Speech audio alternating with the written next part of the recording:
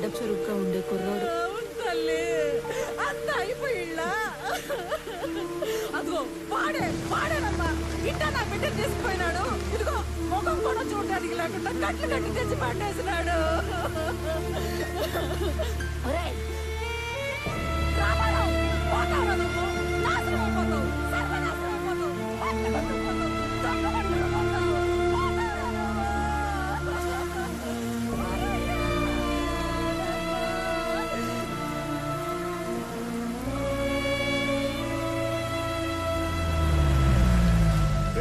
Bus లో హైదరాబాద్ పోవాల్సిన ఓడివి ట్రైన్ లో మంగళూరు ఎందుకు పోతాండావురా? మీ పిన్ని శాపనార్థాలు మన కుటుంబానికి తగిలేట్టు ఉండాయిరా. ఈ గందరగోళంలో నా గుండె ఆగిపోయేట్టు ఉందిరా. నిజం చెప్పరు. నేను చెప్పింది నిజమేనా? నిజం కాదు, అన్ని ఉత్త కూతలే. ఇదిగో పెద్దాయనా, మీ వాడు ఏం చెప్పాడు? ఆ బాడీ ట్రైన్ లో నుంచి జారి పడిందన్నా. అస్సలు కాదు, రన్నింగ్ ట్రైన్ లో నుంచి ఎవడో బలవంతంగా తోస్తే ఆ బాడీ బయటపడి తుక్కు అయ్యింది. హే రామారావు, బల్లె దొరికావరా సామె. ఈసారి ఉళ్ళ నువ్వు తప్పించుకోవటం నన్ను తికమక పెట్టంత తేలిక కాదు. ఉడుం పట్టు పట్టేస్తా. పాపా స్టేషన్ పోదమ్మా. అరే నువ్వు కదలరా సామె, నేను ఎంక్వైరీ చేయాలి. ఇది నువ్వు ఇన్వాల్వ్ అయ్యే టైం కాదు. ఇప్పుడు మా ఇంట్లో ఎమోషన్స్ కంట్రోల్లో లేవు. అనవసరంగా నన్ను ఇరకాటంలో పెట్టాల్సిన అవసరం లేదు నీకు. ఉందిగా, అవసరం ఉంది. అవును, అప్పుడు మనం మొదట్లో కలిసినప్పుడు ఏదో చెప్పావు. క్రిమినల్స్ నేరం చేసినప్పుడు దొరకటం కన్నా పోలీసులకి అవసరం ఉన్నప్పుడు దొరకటం ఎక్కువ. అదే మరి ఇప్పుడు నువ్వు నాకు అవసరం. పాపా స్టేషన్ పా. పైగా ఈ జనాలందరూ చూస్తున్నప్పుడు నిన్ను స్టేషన్ తీసుకెళ్ళడం నాకు ఇంకా అవసరం కాదు. వాటన్నిటికంటే ముందు నీకు నీ జాబ్ అవసరం. నువ్వు పుట్టింది ఒంగోలు రైల్వే ట్రాక్ పక్కన ఒక చిన్న గుడిసెలో. మీ తాత మీ నాన్నకిచ్చింది ఆ గుడిసె 6 డజను పందులు. మీ నాన్న నీకిచ్చింది ఒంటి నిండా దెబ్బలు, వీపు నిండా వాతలు. నీకు వచ్చిన జీతం అంతా దాచిపెట్టిన నీ ఆస్తి మొత్తం 9 నుంచి 10 లక్షలు ఉండాలి. కానీ ఈరోజు నీ ఆస్తి దాదాపు 3 కోట్లు. దానికి సంబంధించిన పత్రాలు, పాస్బుక్లు అన్ని డీటెయిల్డ్గా నా దగ్గర ఉన్నాయి. పైగా పిల్లలు లేని మీ దూరపు చుట్టం ఒక పోలీస్ ఆఫీసర్ చనిపోతే చిన్నప్పుడు నిన్ను దత్తత తీసుకున్నాడని ఫేక్ సర్టిఫికెట్ పెట్టి కంపాషనేట్ అపాయింట్మెంట్ కింద ఈ పోలీస్ జాబ్ కొట్టేశావు.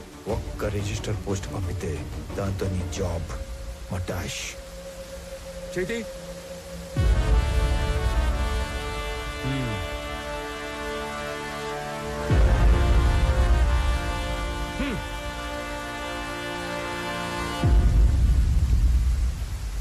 ఏందిరా, ఆ పోలీసు ఎంత బలంగా వచ్చినాడో అంతే భయంతో పోయినాడు. ఏం చెప్పి భయపెట్టినావురా? అసలు ఏం చేస్తున్నావు నువ్వు? అనంత వాళ్ళు ఈ మధ్య ఆస్తులు ఏమైనా కొన్నారా? ఎక్కువ డబ్బు వాళ్ళ చేతులు మారడం ఏమైనా చూసావా? నేనేం అడ్డుతాంటాను, నువ్వేం అడ్డుతాంటావు? రే, తండ్రి అయ్యుండి ఈ వయసు తండ్రితో అబద్ధం చెప్పకూడదురా. నేనేం అబద్ధం అనలేదు నాయనా. నేను ఎక్కువ బాధ పెట్టకూడదని నిజం దాచాను.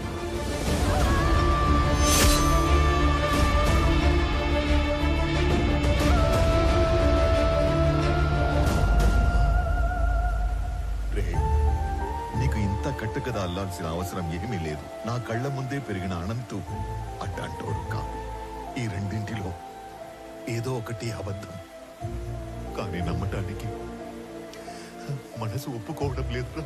పరాయ వాళ్ళు తప్పు చేస్తే ఒప్పుకోవటం, మన వాళ్ళు తప్పు చేస్తే ఒప్పుకోకపోవటం హిపోక్రసీ నాయనా. నాయనా, నీకు దండం పెడతాను. నాకు నీ అంత పరిజ్ఞానం లేదు, కానీ మమ్మల్ని ఏమాత్రం నెమ్మదిగా బతకనియాలని ఉన్నా ఆ మాలిని సమస్యని దయచేసి ఇక్కడితో వదిలేరా.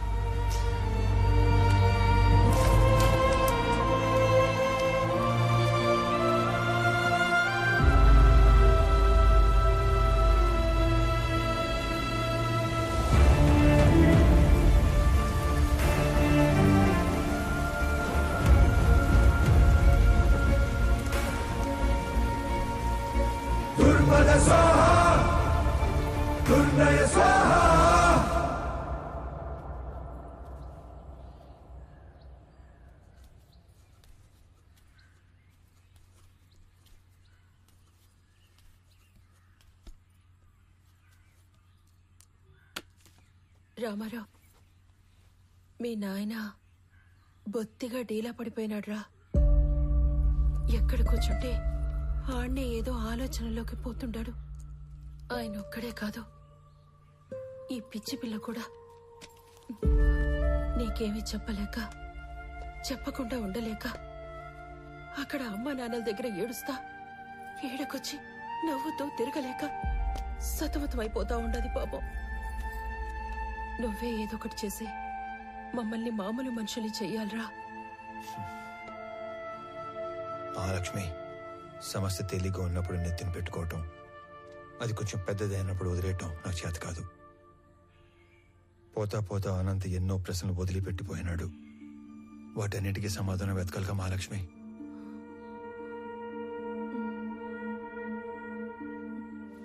నేను మాట్లాడతాను, నువ్వు వెళ్ళు.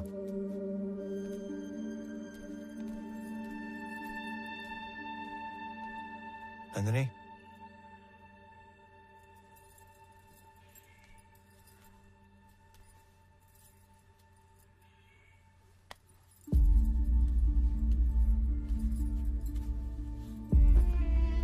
మచ్చలేని బండరాయిలా బతకడం కన్నా మచ్చపడ్డ ఒక భోజనాలా బతకడం నాకు ఇష్టం. నా కోసం ఇంకొన్ని రోజులు ఉపయోగపట్టు, అన్ని సర్దుకుంటాయి.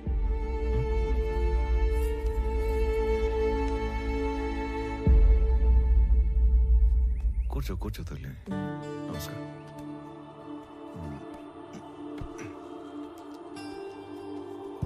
అయ్యా, మనవరాలు మనసు మరిచి తీసుకొచ్చింది. మా వాడు దుబాయ్లో ఉన్నాడని చెప్పడం అబద్ధం. అసలు నిజం ఏంటంటే పరువు పోతని ఎవరికి చెప్పుకోలేక బిడ్డమయ్యాడో సరిగ్గా వెతకడమే మానేశాను. మా నాన్న గొంతు విని చాలా రోజులైంది. ఈ మధ్య కలలో కూడా రావట్లేదు. మా నాన్న మొహం మర్చిపోతానేమో అని భయమేస్తుంది నాకు. మా నాన్నని వెతకడానికి హెల్ప్ చేస్తారా? బొట్టు పెట్టుకోవాలా లేదా అన్న ప్రశ్నతోనే నా రోజు మొదలవుతుంది. ఇలాంటి అయోమయం ఏ భార్యకి రాకూడదేమో.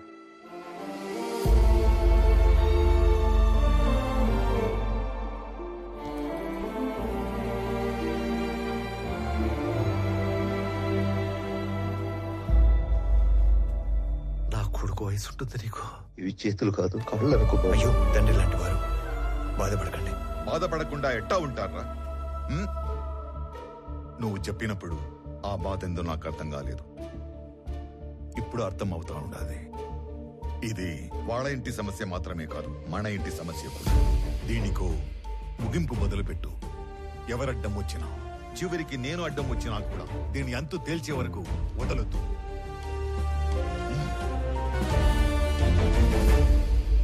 తీసుకోండి అంకుల్.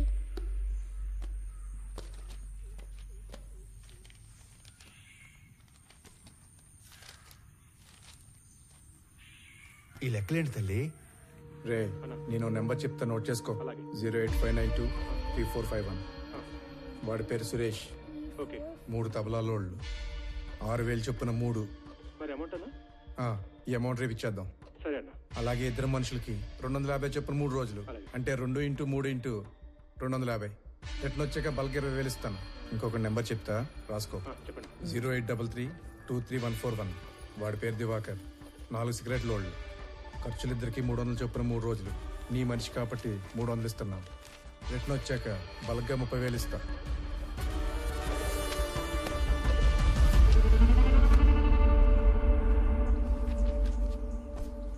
మీ నాన్న వెతకడానికి నీ వంతు సహాయం నువ్వు చేసావు తల్లి. నా లెక్కకి నీ లెక్క యాడ్ అయింది. అమ్మ కింద ఉందిగా, నువ్వు అమ్మ దగ్గరికి వెళ్ళి ఆడుకో. తాతే నేను తర్వాత వస్తాం.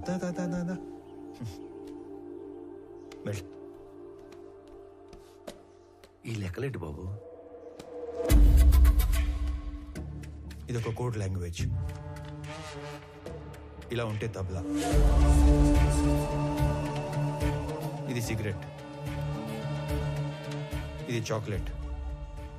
అంటే మా వాడు వాళ్ళందరినీ స్మగ్లింగ్ లోకి దింపేశాడన్నమాట. మీ మనవరాలు నోట్ చేసిన ఫోన్ నంబర్స్ నేను ముందే గ్యాదర్ చేశాను. వాళ్ళ ఫ్యామిలీ మెంబర్స్ కూడా కలిశాను. విచిత్రం ఏంటంటే వాళ్ళందరూ కూడా మిస్సింగ్. ఇందులో అపంశం తెలియని సురేంద్ర అనవసరంగా ఎన్నుకున్నాడు. అవును.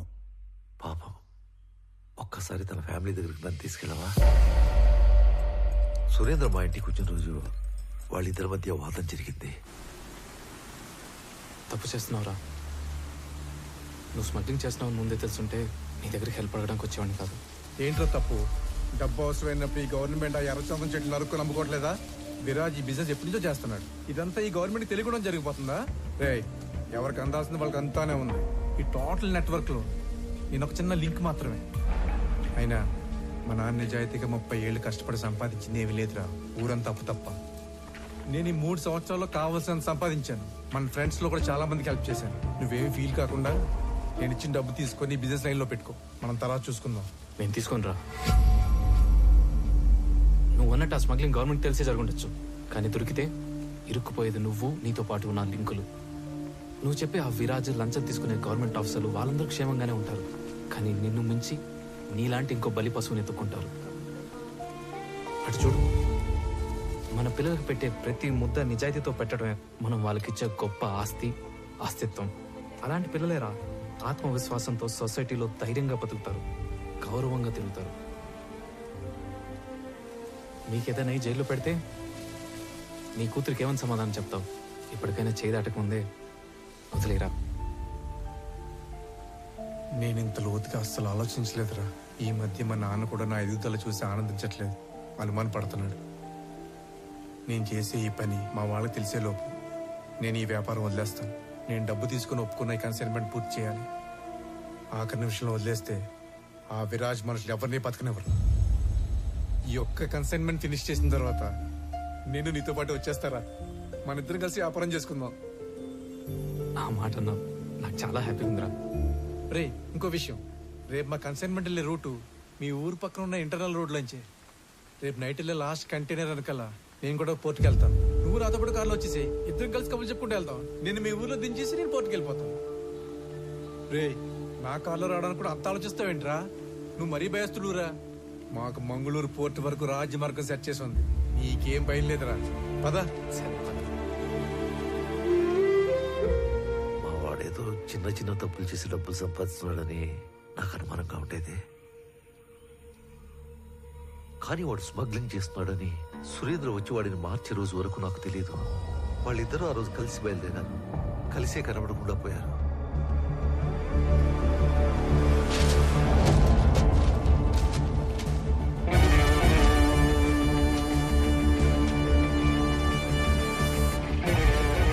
ఏంట్రా చెక్ పోస్ట్ ఎంట్రీలు తీసుకుని అర్జెంట్గా రమ్మన్నా? వర్మ ఫ్యామిలీ చెప్పిన దాన్ని బట్టి సురేంద్ర వర్మతో కలిసి వెళ్ళాడు. వాళ్ళిద్దరూ మిగతా 20 మంది మన సరౌండింగ్స్ లోనే మాయమైనట్టు నాకు అనిపిస్తుందిరా. అరే, నువ్వు పీలర్లో 2 చేతులతో నోట్ చేసుకున్న అన్ని కంటైనర్లు మంగళూరు చేరుకున్నాయి.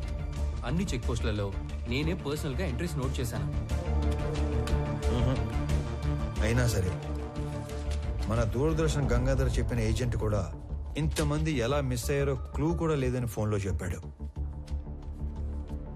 అనంత్, ఏదో వెతుకుతున్న సిఐ మురళి, మిస్ అయిన సురేంద్ర, ఏంటో అంతా మన చుట్టూనే మన పక్కనే ఏదో జరిగినట్లు అనిపించట్లేదు? లేదురా, అన్ని సైడ్ల నుంచి ఈ మ్యాటర్ మంగళూరులో ఎండ్ అవుతుంది. నువ్వు మంగళూరు బయలుదేరినప్పుడు కూడా నేను ఆపడానికి అనంత్ అటాక్ చేశాడు అంటే అక్కడ ఏదో జరుగుతుందనే కదా? కాదురా, అనంత్ అటాక్ చేసింది నన్ను ఆపడానికి కాదు, చంపటానికి. మంగళూరులో నాకేదో దొరికేస్తున్నాను కాదు, తిరిగి వచ్చాక వాడెక్కడ దొరికిపోతాడేమో అనే భయంతో.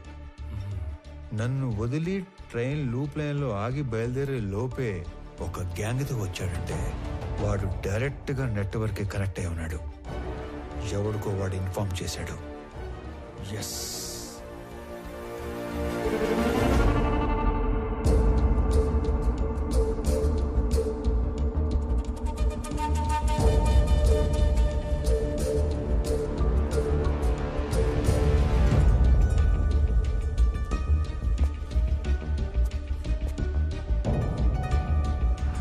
మంగళూరు వస్తున్నా. ఇట్లా మాత్రం నేను హైదరాబాద్ వెళ్తానని చెప్పాలి, ఓకేనా? వెళ్ళు వెళ్ళు వెళ్ళు వెళ్ళు.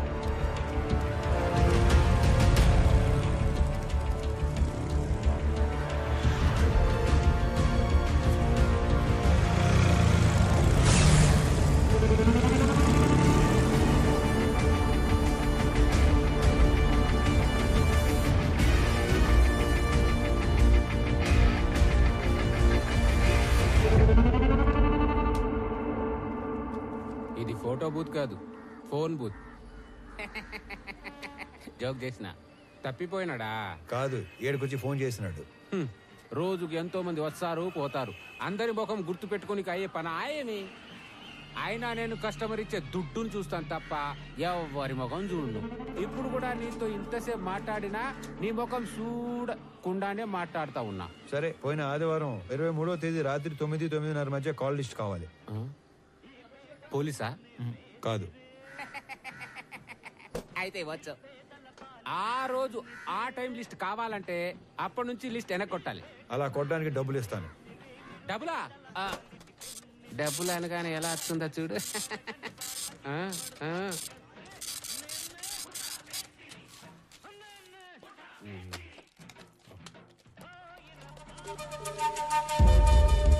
సలీం, రేపు ఉదయం కల్లా ఈ ఫోన్ నంబర్ తాలూకు అడ్రస్లు కావాలి. నోట్ చేసుకో.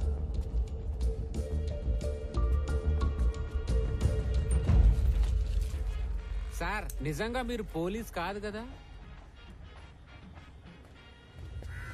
గవర్నమెంట్.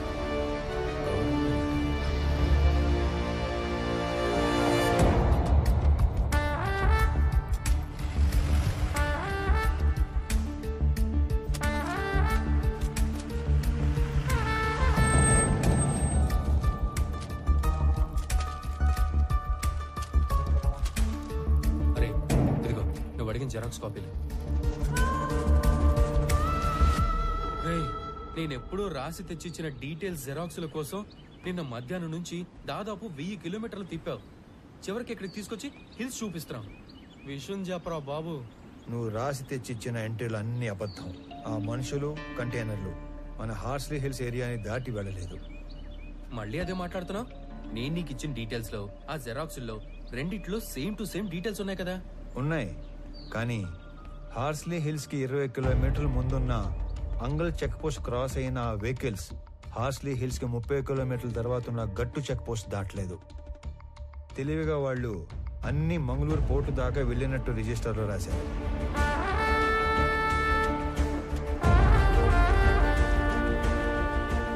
గట్టు చెక్ పోస్ట్ నుంచి మంగళూరు పోర్టుకెళ్లే వరకు అన్ని చెక్ పోస్ట్ ఎంట్రీలు ఒకే హ్యాండ్ రైటింగ్ లో ఉన్నాయి.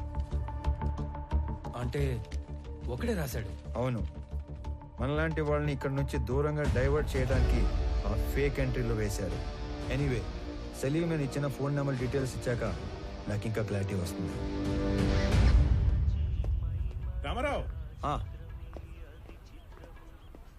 పెట్టు. సర్ప్రైజ్. ఆ రెండో నంబర్ ధర్మవరంలో పబ్లిక్ టెలిఫోన్ది. It was a short call. Short call అంటే అనంత్ నా గురించి మెసేజ్ పాస్ చేసి ఉంటాడు. నేను మంగళూరు వెళ్ళటానికి ఎక్కిన ట్రైన్ బ్లూ ప్లేన్లో ఆగేది ధర్మవరంలోనే. నా మీద అటాక్ జరిగింది కూడా అక్కడే. నువ్వు ఇచ్చిన మొదటి నంబర్ ఒక గోస్ట్ నంబర్. లేని మనిషి పేరు మీద తీసుకునే నంబర్ అన్నమాట. ఇది ఒక గెస్ట్ హౌస్ లో ఉంది. ఈ గెస్ట్ హౌస్ ఎవరితో తెలుసా?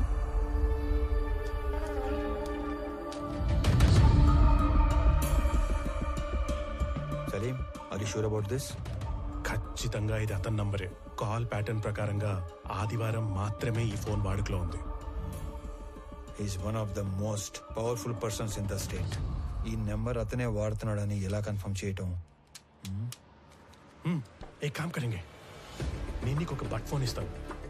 ఆదివారం రోజు అది ఫోన్ లైన్ కి కనెక్ట్ చేసి వెయిట్ చేస్తే ఏదైనా ఫోన్ కాల్ వచ్చినప్పుడు టోటల్ కాల్ వాయిస్ వినొచ్చు.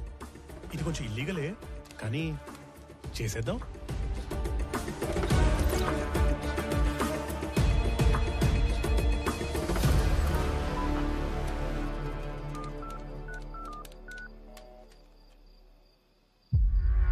మీకేం చెప్పాను, మీరేం చేస్తున్నారు? సార్, మీరు భయపడి నన్ను తిట్టమాకండి. మీరు చెప్పినట్టే మా పాటికి మేము విడిపోయి ఒక్కొక్కని ఎవడి పని వాడు చేసుకుంటా ఉన్నాం. అయినా మీరు దేనికంత భయపడుతుండారో చెప్తే నేను చూసుకుంటా. నేను భయపడుతుంటే నువ్వు చూసుకుంటావా? రై, నేను మీకు ముందు చెప్పిందే మళ్ళీ చెప్తున్నా, క్లియర్ గా విను. ఆపరేషన్ మాయంని నేను ఫుల్ ప్రూఫ్ గా డిజైన్ చేశాను. దాని ప్రకారం మన మధ్య కమ్యూనికేషన్ వాటర్ ఫాల్ లో వాటర్లా పైనుంచి కిందకి మాత్రమే వస్తుంది. అంటే నా నుంచి కింద ఉన్న మీకు కొరియర్ బాయ్స్ ద్వారా వస్తుంది. అది తప్ప మీకు నాకు ఏ కాంట్రాక్ట్ ఉండకూడదని చెప్పినా కూడా డీవియేట్ అయ్యి కొన్ని రోజుల క్రితం నీ గ్యాంగ్ మెంబర్ అనంత నాకు ఫోన్ చేశాడు. It's not acceptable. సార్ మీతో ఆ విషయం చెప్పడానికే ఫోన్ చేశాను. అనంత్ నాకు కూడా తెలియకుండా ఏమేమో చేశాడు. నా గ్యాంగ్ లో ఇద్దరిని ఎక్కడికో పంపి అడిగినా తెలియనట్టే బుకాయించాడు. ఆడనే వానికి నాకు పెద్ద కొట్లాటైంది. అనంత్ మీతో డైరెక్ట్ అయిపోదామని మీకు ఫోన్ చేసి ఉంటాడు. వాడి పాపం బండి ట్రైన్ యాక్సిడెంట్ లో చనిపోయాడు. చంపడానికి పోయినాడు, పైకి పోయాడంటే యాక్సిడెంట్ లో పోయినట్టు కాదురా ఈడియట్. ఎవరి చేతిలోనో చచ్చినట్టు. ఎవరినో చంపడానికి పోయాడా? ఎస్.